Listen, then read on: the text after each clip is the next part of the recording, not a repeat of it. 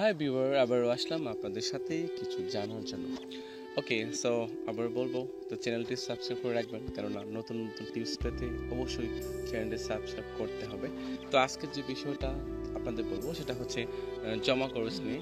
আপনার লাইফে হয়তো অনেক টাকা আপনি খরচ করতে পারেন। যদি আপনি ফ্যামিলির একজন ভালো মেম্বার হন, তাহলে টাকা পয়সা ইনকাম করছেন, কীভাবে খরচ করছেন সেগুলো হিসাব নিকাশ রাখা আসলে আপনার জন্য খুবই জরুরি। সো আজকে এমন একটি সফটওয়্যার কথা বলবো যা আপনার অ্যান্ড্রয়েড ফোনে ইনস্টল করে আপনার মান্থলি ইয়ারলি সব কিছু আপনি খরচের টাকাগুলো গুছিয়ে রাখতে পারেন। তো সেই সফটওয়্যারটির নাম বলবো বলবো তাহলে চলুন, সফটওয়্যারটির নাম বলতে হলে আপনাকে যেতে হবে আপনার প্লে স্টোরে। তো দেখুন, আগের মতো যে আমাদের যে প্লে স্টোরটি, যেটা আপনারা জানি যে এটা হচ্ছে সফটওয়্যারের রাজা, যেখানে গেলে অসংখ্য সফটওয়্যার পাওয়া যায়। তো সার্চ বাটনে যাওয়ার পর আমরা লিখব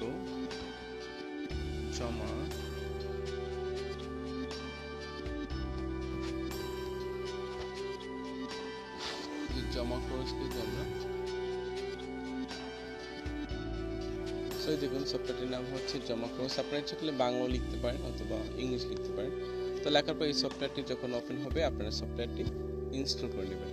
এটা একটি ভালো একটি সফটওয়্যার, আমাদের বাঙালি ভাই এই সফটওয়্যারটি ডেভেলপ করেছেন। সো এই সফটওয়্যারটি আমরা ওপেন করে নেব।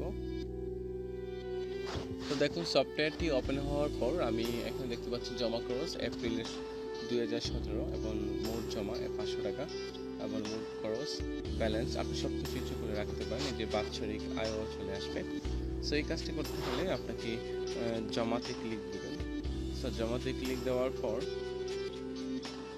একটি অপশন চলে আসবে টাকার পরিমাণ। সাপোজ আজকে আমি 1000 টাকা এখানে ইনপুট করব এবং ক্যাটাগরি আছে। আপনি ক্লিক করার পর অনেক ক্যাটাগরি দেখতে পারবেন আপনি কীভাবে টাকাটা পেলেন। সো আমি এটা অবশ্যই ব্যাট লিখব। লেখার পর এই তারিখে চলে আসছে এবং কতটা নোট, 1000টি। ঠিক আছে, সো আপনি নোট দিয়ে দেন, 20টা নোট দিয়ে দেন আসলে। ঠিক আছে, সো দেওয়ার পর আমি সংরক্ষণে ক্লিক করব।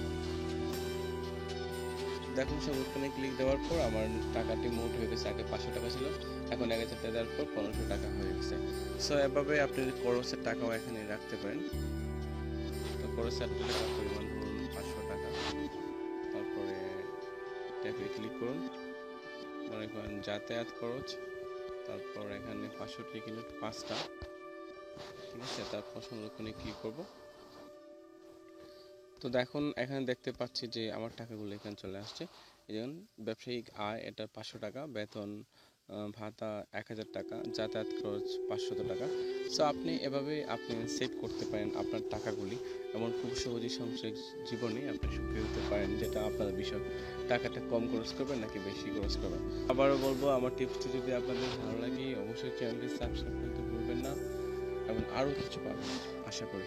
ততক্ষণ ভালো থাকুন, সুস্থ থাকুন, বাই বাই।